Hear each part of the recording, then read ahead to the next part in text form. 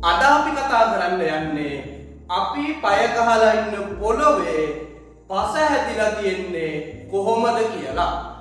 මේ පස අපි හැදිලා තියෙන විදිහ අනුව මේක අපි කලාප වලට වෙන් කරනවා. මේ විදිහට ගත්තට පස්සේ ඔයාලට මේ රූප සටහනේ බලා ගන්න පුළුවන් මේ තියෙන්නේ පසක සිරස් කඩ පෙනුමක්.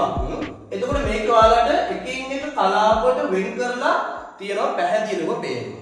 එතකොට මේකට අපි නමක් කියනවා මේ විදිහට තියෙනකොට මේකට කියනවා පාංශු පැතිකඩ කියලා.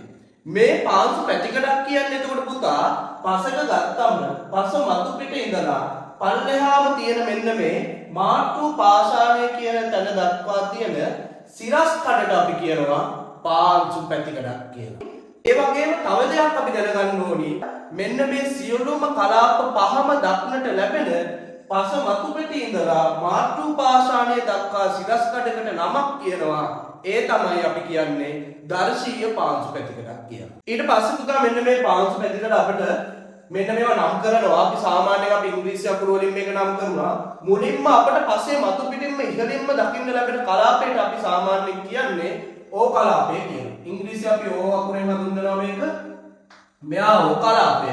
ඊළඟට අපිට දකින්න තියෙන්නේ ඒ කලාපය. ඊට පස්සේ ඒ කලාපෙට පහළින් අපිට තියෙනවා B කලාපය. B කලාපයට පල්ලෙහින් අපි C කලාපය කියලා නම් කරනවා.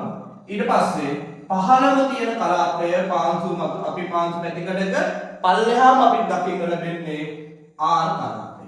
මේ විදිහට අපි පහකට බෙදනවා. ඒ වගේම මේක මෙන්න මේ බෙදපු කලාප වලින් ප්‍රධාන ඉහළින්ම තියෙන කලාප තුන අපි තවත් උපකලාප කිහිපයකට බෙදා වෙන් කරනවා. මේකෙදි මුලින්ම අපි බලමු උඩම තියෙන ඕ කලාපය අපි වෙන් කරනවා තවත් කලාප දෙකකට. ඒ කියන්නේ උපකලාප දෙකකට වෙන් කරනවා.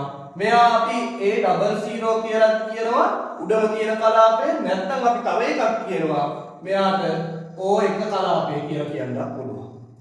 ඊට පස්සේ O කලාපයේ ඊළඟ කොටස තමයි A0 කලාපය. නැත්නම් අපි මෙයාට කියනවා O2 කලාපය කියලා. ඊට පස්සේ අපිට හම්බ වෙන්නේ A කලාපය. මෙන්න මේ A කලාපය බෙදනවා තවත් උප කොටස් තුනකට. මේකෙදි අපි කොටස් තුන ගත්තට පස්සේ මෙයාගෙන් අපි කියනවා A කොටසේ A කලාපයේ ඉහළින්ම දකින්න පුළුවන් අපිට A1 කලාපය. ඊට පස්සේ අපිට දකින්න පුළුවන් A2 කලාපය. ඊට පස්සේ A3 කලාපය. ඊට පස්සේ A කලාපය ප්‍රධාන A කලාපය වුණාට පස්සේ අපිට දකින්න පුළුවන් ප්‍රධාන B කලාපය. ප්‍රධාන B කලාපය අපි තවත් උප කොටස් තුනකට බෙදලා වෙන් කරනවා. මේ කොටස් තුන තමයි උඩින්ම තියෙනවා B1 කලාපය. ඊට පස්සේ අපිට B2 කලාපය. ඊට පස්සේ B3 කලාපය දැක ගන්න පුළුවන්. පාංශු පැතිකඩක මෙන්න මේ කලාපවල එකිනෙකට වෙනස් ලක්ෂණ ටිකක් තියෙනවා. මේ වගේ අපිට ඉහළින්ම දකින්න පුළුවන් ඕ කලාපයට අපි කියනවා කාබනික ද්‍රව්‍ය කලාපය කියලා. මේකට හේතුව තමයි මේක මේ O1 කියන කලාපය නිර්මාණය වෙලා තියෙන්නේ අපිට ශාක නැත්තම් සතුන් මිය යාමෙන් පස්සේ ලැබෙන අලුත් කාබනික ද්‍රව්‍ය වලින්. ඊට පස්සේ මෙන්න මේ O2 කියන කලාපය නිර්මාණය වෙනවා. මේ O කලාපයම මේවා තව පොඩ්ඩක් ජීර්ණය වෙලා තරමක් දුරට ජීර්ණය වුණු නැත්නම් වියෝජනයට ලක් වුණු කාබනික ද්‍රව්‍ය එකතු වෙලා මේ O2 කලාපය නිර්මාණය වෙනවා. O කියන ප්‍රධාන කලාපයෙන් පස්සේ අපිට හමු වෙන්නේ A කියන ප්‍රධාන කලාපය.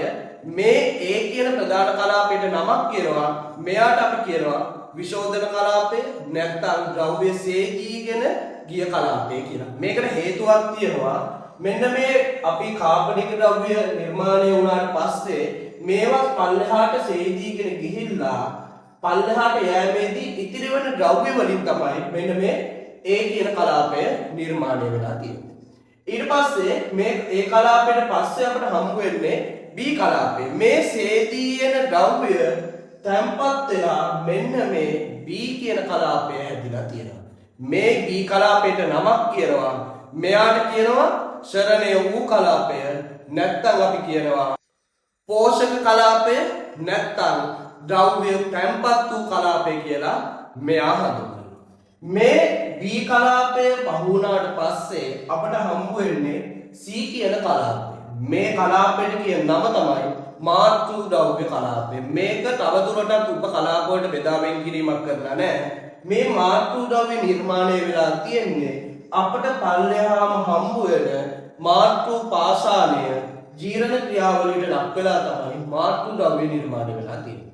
එතකොට අපිට මේ පාංශු පැතිකඩක පහළින්ම දකින්න පුළුවන් මෙන්න මේ R කියන කලාපයට අපි කියන්නේ මාතෘ පාෂාණ. මේකෙදි මෙන්න මේ R කියන කලාපය පසේ එතකොට පහළින්ම දකින්න පුළුවන් කලාපය වෙනවා. එතකොට පුතේ පසක් නිර්මාණය වීමේ ක්‍රියාවලියේදී පාංශු ජීර්ණ ක්‍රියාවලිය කියන එක ආරම්භ වෙන්නේ මෙන්න මේ R කියන කලාපය මතින්. මේ R කියන කලාපය මතින් පාංශු ජීර්ණය ආරම්භ වෙනවා. ඒ වගේම පාංශු ජනන ක්‍රියාව ආරම්භ වෙනවා මෙන්න මේ C කියන කලාපය මතින්.